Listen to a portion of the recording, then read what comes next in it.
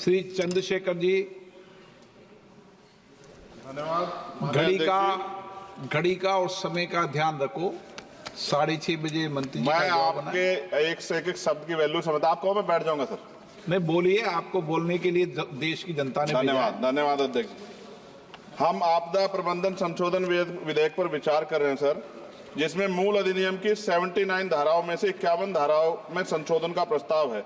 हालांकि ये संशोधन आवश्यक हो सकते हैं, परंतु यह तरीके कुछ जटिल हो सकते हैं, खासकर नए सदस्यगण मेरे जैसे के लिए, जिन्हें मूल अधिनियम और संशोधन विधेयक दोनों का अध्ययन करना पड़ता है। इस विधेयक की समझ में कठिनाई हो सकती है और विधायी प्रक्रिया में जटिलता आ सकती है। इस संदर्भ मेरा सुझाव है कि यदि संशोधन विधेयक के माध्यम से मूल अधिनियम को ही प्रतिस्थापित करके एक नया विधेयक प्रस्तुत करे, तो यह न केवल विधेयक को अधिक स्पष्ट और समझने में आसान बनाएगा, बल्कि लेजिस्लेटिव ड्राफ्टिंग प्रक्रिया को भी सरल कर देगा। वर्तमान में संविधान की 7वीं अनुसूची में इसकी स्पष्ट एंट्री का उल्लेख नहीं किया गया है।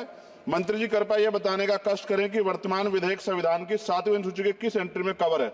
यह प्रश्न इसलिए महत्वपूर्ण है क्योंकि यदि हम इसे संविधान की 7वीं अनुसूची में स्पष्ट रूप से दर्ज करते तो यह विधेयक लाने का आधार और संसद की विधायी शक्ति को स्पष्ट रूप से मान्यता मिलती।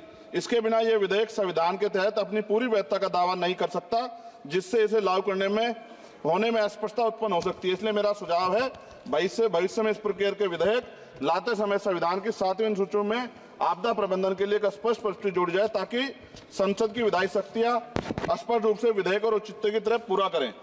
मेरा प्रश्न केंद्र सरकार द्वारा राज्य को आपदा के समय धनराशि और अन्य सहायता प्रदान करने की तरीके से संबंधित है। हम सभी जानते हैं कि जब भी कोई आपदा आती है, केंद्र सरकार विभिन्न राज्यों को राहत देने के लिए धनराशि और सामग्री भेजती है। हालांकि यह देखा गया कभी कभी सरकारें अपनी पार्टी शासित राज्यों में को प्राथमिकता दे, जबकि विपक्षी दल द्वारा शासित राज्यों को धनराशि कम, विलंब और भेदभाव पूर्ण तरीके से दी जाती है। इस भेदभाव का राजनीतिक विवाद और आरोप प्रत्यारोप उत्पन्न होते हैं। विशेषकर जब आपदा की स्थिति गंभीर होती है तो यह भेदभाव और देरी राज्यों के लिए अधिक संकटपूर्ण हो सकता है। इसलिए मेरा सुझाव है इस विधेयक में एक स्पष्ट प्रावधान होना चाहिए, जिसमें यह सुनिश्चित किया जाए कि सभी राज्यों को आपदा के सहायता समान रूप से समान मानकों के आधार पर दी जाएगी। यदि प्रारंभिक सहायता प्रदान की जाती है तो यह सभी राज्यों के लिए समान और किसी भी राज्य में भेदभाव का शिकार उसको ना होना पड़े। साथ साथ विधेयक में यह प्रावधान है कि आपदा डाटाबेस के साथ अगर आर्टिफिशियल इंटेलिजेंस, रिमोट सेंसिंग और डाटा एनालिटिक्स जैसी टेक्नोलॉजी का इस्तेमाल कर डाटाबेस की उपयुक्तता बढ़ा सकते हैं। इस प्रावधान भी विधेयक के हों। एनडीएमए में जो आपने स्पेशली स्टाफ रखेंगे, क्या नियुक्ति में SC, ST और OBC को आरक्षण का प्रावधान दिया जाएगा? क्या ये बल सिर्फ मैन पावर होंगे या आवश्यक राहत सामग्रियों उपकरणों से भी लैस होंगे? इन बलों को वित्तीय संसाधन भी देने होंगे जिससे प्रभावी ढंग से कार्य कर सकें। आपदा प्रबंधन नीति डिजाइनिंग में पूर्व चेतावनी प्रणालियों के उन्नयन को शामिल करके पूर्व चेतावनी प्रणालियों को प्राथमिकता दी जाए। आपदा प्रक्रिया कोष में ऐसे प्रावधान होने चाहिए कि आपदा होने के 24 घंटे में ही प्रभावित राज्य जिला प्रशासन को एक निश्चित प्रारंभिक राशि जारी हो सके। जापान जैसे देशों के तहत 72 घंटे की महत्वपूर्ण प्रतिक्रिया योजना को लागू करना, ताकि समय और बचाव कार्य कुशल समन्वय हो। जनता और NGO को भी एक्ट के तहत बनी सभी एजेंसीज के साथ मिलकर काम करने की योजना पर बल दिया जाना चाहिए।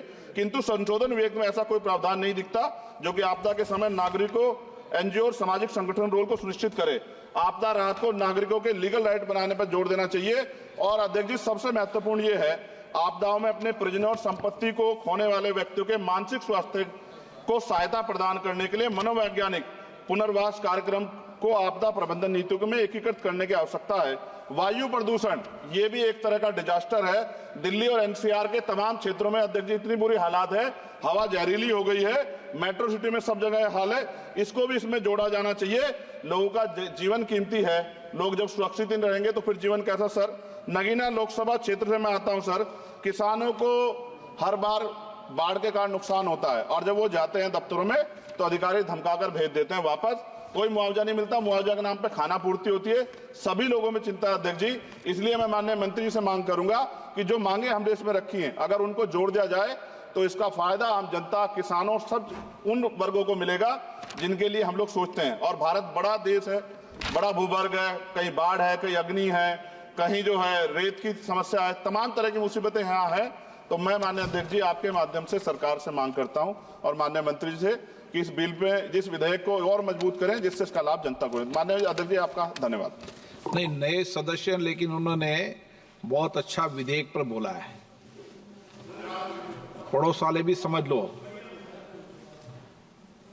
अच्छा है। नहीं, ये तो पुराने,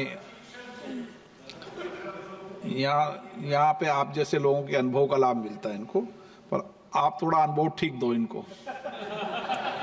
श्री उमेश पटेल, और सामने से